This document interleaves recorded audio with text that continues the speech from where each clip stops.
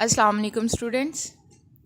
Its past paper of linguistics 2020 का annual paper है ये, और ये आज हमने डिटेल में डिस्कस करना है क्योंकि काफ़ी स्टूडेंट्स जो है वो कह रहे थे कि पास्ट पेपर लिंग्विस्टिक्स पे भी आप अपलोड करें। So today I am going to upload past paper and we will discuss it in details. Let's start. First question is what is linguistics, discuss linguistics as a science.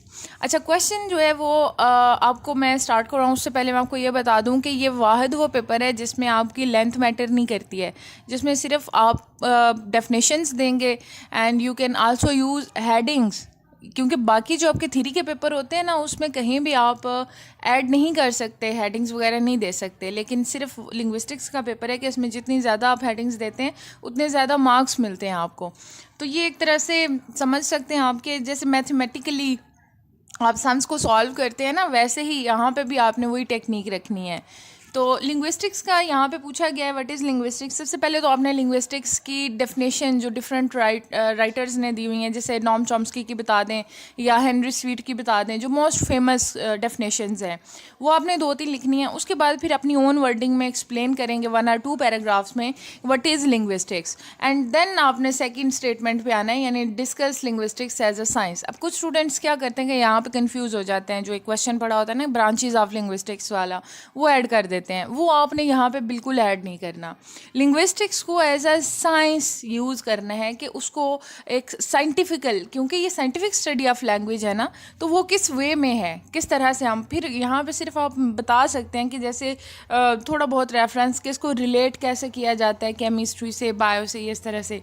लेकिन linguistics अपने आप में एक science कैसे है, इस पे आपका फोकस होना चाहिए।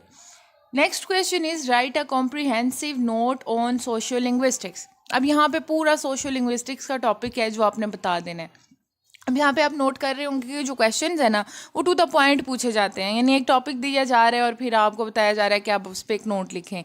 मतलब जैसे थ्योरी के पेपर होते हैं ना, उसमें बड़ा आपने सोच समझ के अपना आंसर राइट करना होता है, तो यहाँ पे वो चीज़ नहीं है। यहाँ पे डायरेक्ट आपको पूछ लिया जाता है कि ये टॉपिक है, इस पर आप नोट लिखें, आपको मज़ीद उसमें कुछ फाइंड आउट करने की ज़रूरत पेश नहीं आती।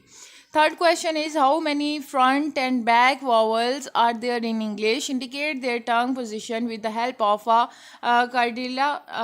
quadrilateral figure, यानी कि 4 साइडेड। मतलब आपने यहाँ पे करना क्या है कि यहाँ पे डायग्राम्स बनानी है, ये आपने एक चार्ट पे बनाना है, या मतलब जिस तरह आपने लेबल करना है ना।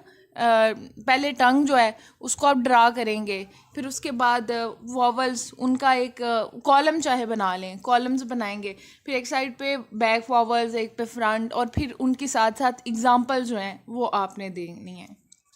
Question number 4 is define semantics and write different type of meanings in detail.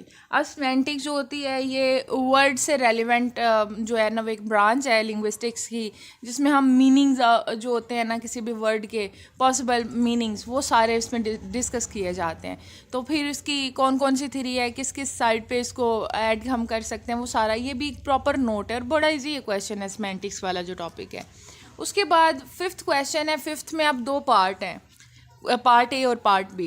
B जो होता है वो हमेशा ट्री डायग्राम वाला होता है, और ट्री डायग्राम के सबसे इसकी जो आप कह लें कि एक अच्छी बात ये है इस क्वेश्चन की, एक तो ये हर साल आता है, सेकंड ये कि आपने अगर सही से इसको ड्रा किया हुआ है तो पूरे पूरे मार्क्स मिल जाते हैं, एक नंबर भी नहीं कटता। तो ये कोशिश कीजिएगा कि ज़रूर अटैम्प्ट करें आप। पार्ट ए है how is transformational generative grammar different from IC analysis and phrase structure grammar, explain with suitable examples. यहाँ पे 3 टॉपिक्स हैं, ये तीनों को आपने डिस्कस करना है, और फिर लास्ट में जो कंक्लूजन पैराग्राफ आपका होगा उसमें आपने सिर्फ जो डिफ्रेंशिएट किया हुआ है ना आपने ट्रांसफॉर्मेशनल यानी टीजी ग्रामर को, वो बता देना है कि डिफरेंस क्या है। उसके बाद सेकंड पे है draw tree diagram for the following sentence giving P marker यानी phrase marker. Jack was ignored and he seemed quite angry. अब आपने क्या किया कि एक साइड पे जो है वो आपने वर्ब फ्रेज निकाल लिया, दूसरे पे नाउन फ्रेज निकाल लिया, और सारे जो ग्रामेटिकल यूनिट्स यूज़ हुए हैं वो आपने 1 बाय 1 एनालाइज करने हैं और वो बता देने हैं। सिंपली ये ट्री डायग्राम है। Question number 6 is briefly trace out the growth and development of historical linguistics.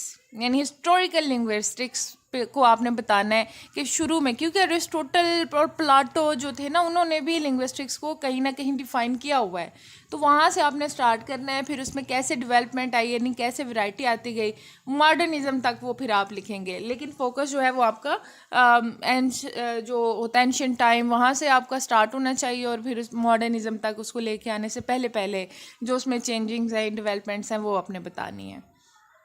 And the final question is, write note on two of the following. Number 1 is language acquisition, यानी कि language को acquire कैसे किया जाता है, language को सीखने का तरीका क्या है। Second is stylistics, third is bilingualism, and fourth is morphology.